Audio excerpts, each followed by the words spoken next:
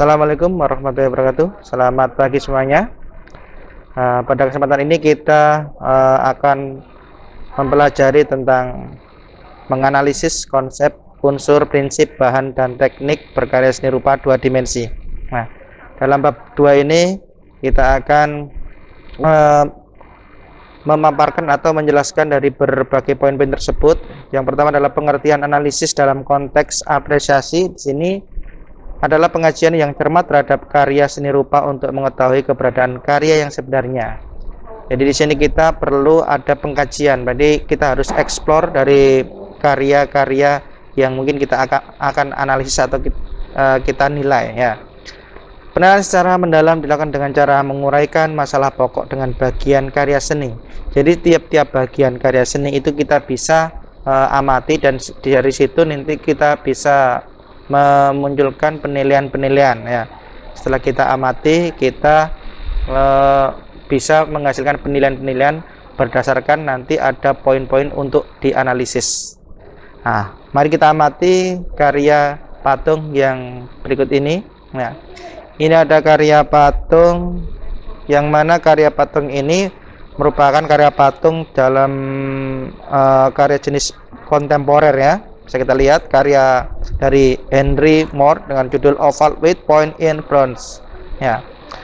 Dalam dulu dari bentuk, komposisi, ada juga di sini format untuk analisis. Coba diperhatikan, format analisis karya seni rupa terdiri dari beberapa komponen pengamatan ya, yaitu konsep, unsur, prinsip, bahan, teknik, ada deskripsi, dan ada analisis. Nah, untuk konsep kita ada deskripsi di sini untuk menulis deskripsi dari konsepnya. Contohnya bagaimana? Contoh karya mempunyai konsep yang berbeda-beda, seperti halnya konsepnya adalah menampilkan objek yang menyerupai bentuk telur pecah atau apa sini, atau menyerupai bentuk yang lainnya ya, atau tidak menyerupai bentuk alam malahan di sini. Nah, dengan analisis ternyata di sini bisa diisi analisis karya. Konsepnya merupakan konsep yang kontemporer, yang mana karya tersebut tidak menyerupai bentuk alam, hanya mengunggulkan atau menonjolkan nilai estetis atau keindahan saja. Nah, berikutnya unsur, yang poin nomor 2 adalah unsur. Unsur di sini adalah meliputi ada contoh titik, garis, bidang, tekstur, warna, dan sebagainya. Itu adalah dari beberapa unsur itu kita padukan, kita amati yang terdapat pada karya tersebut. Apakah titik, garis, bidang, tekstur tersebut ada yang mendominasi atau menyerupai apa, atau di situ kita lihat, amati apa saja unsur yang menonjol pada karya tersebut. Nah, kita lihat di sini tadi. Nah, ini karyanya, unsur apa saja, mungkin ada dari segi garis, ada warna apa ini, kecoklat-coklatan atau kekuning-kuningan, atau di sini bisa dari bentuk, ada bentuk yang non representatif atau di sini non geometris ya. Dari situ deskripsinya bisa kita isi seperti itu. Analisisnya adalah unsurnya merupakan unsur yang terdapat di sini adalah bentuk non representatif atau non geometris.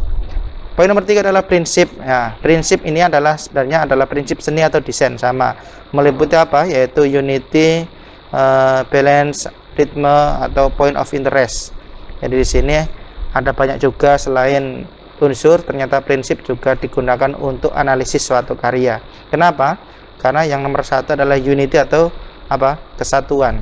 Jadi kesatuan dari unsur itu dipadukan sehingga menghasilkan karya yang mungkin dapat kita amati mempunyai makna yang berbeda-beda juga.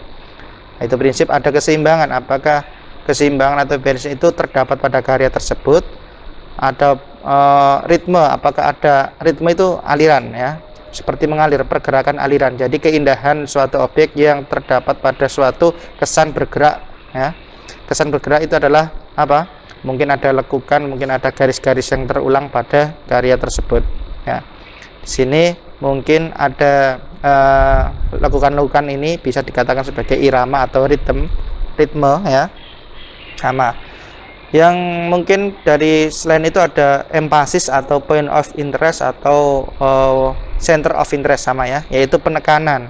Jadi bagian mana karya ini yang menonjol, itu bagian mana ketika orang melihat pertama kali, maka akan tertuju pada bagian karya bagian mana. Ya, di situ namanya emphasis, yaitu penekanan. Ya, di sini deskripsinya bisa diisi, mungkin bagian atas adalah bagian karya atas itu mungkin bisa diisi bagian yang paling menonjol daripada bagian yang lainnya. Analisisnya bisa diisi sesuai dengan keadaan patung tersebut. Nomor 4, bahan. Mungkin bahannya bisa dideskripsikan di sini menggunakan bahan semen atau kayu ataupun kawat atau besi dan sebagainya. Teknik, ada nanti mungkin diisi teknik itu tadi dipahat atau di pins atau slab atau shear air perdue atau pun yang lainnya juga bisa diisi di sini sesuai dengan karyanya. Itu adalah format analisis karya seni rupa. Nah, kita setelah itu ada konsep menganalisis karya seni rupa ya. Aspek konsep berkaitan dengan aktivitas pengamatan karya seni, menemukan sumber inspirasi, interest seni, interest bentuk, penerapan prinsip estetik, dan pengajian aspek visual seperti struktur, rupa, komposisi, dan gaya pribadi. Nah, maksudnya di sini konsep ini berhubungan dengan inspirasi seorang seniman untuk membuat karya tersebut. Inspirasinya dari mana? Mungkin begini, contoh begini.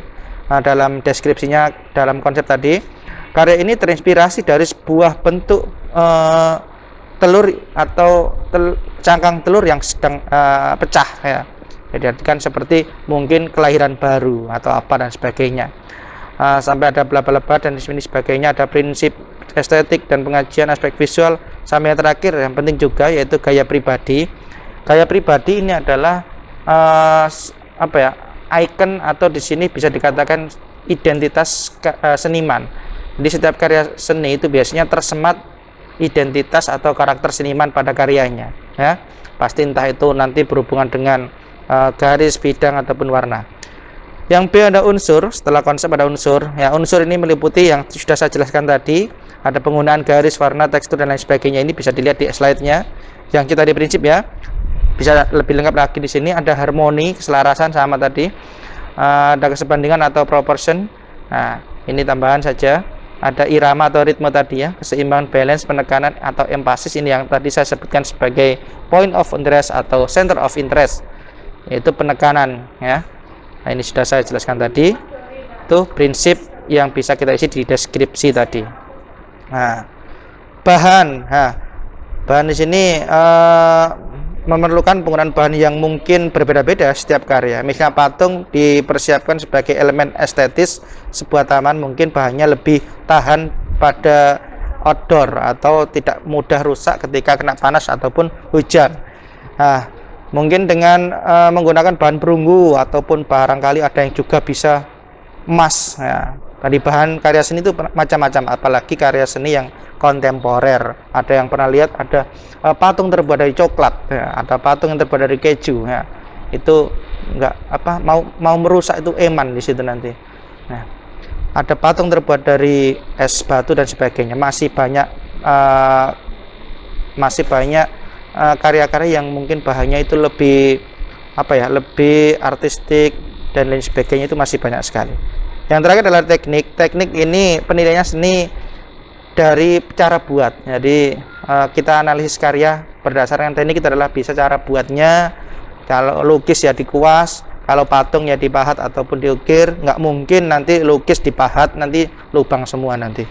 Nah, dari informasi suatu karya tersebut nanti kita bisa kita simpulkan sehingga memunculkan penilaian, penafsiran, dan di situ memberikan suatu makna tersendiri pada karya tersebut.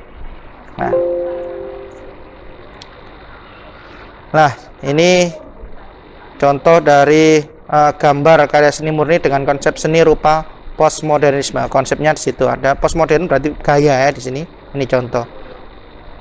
Nah, mungkin itu saja dari saya, sedikit saja. Kalau kurang jelas bisa ditanyakan di kolom komentar nanti. Sekian, terima kasih. Assalamualaikum warahmatullahi wabarakatuh.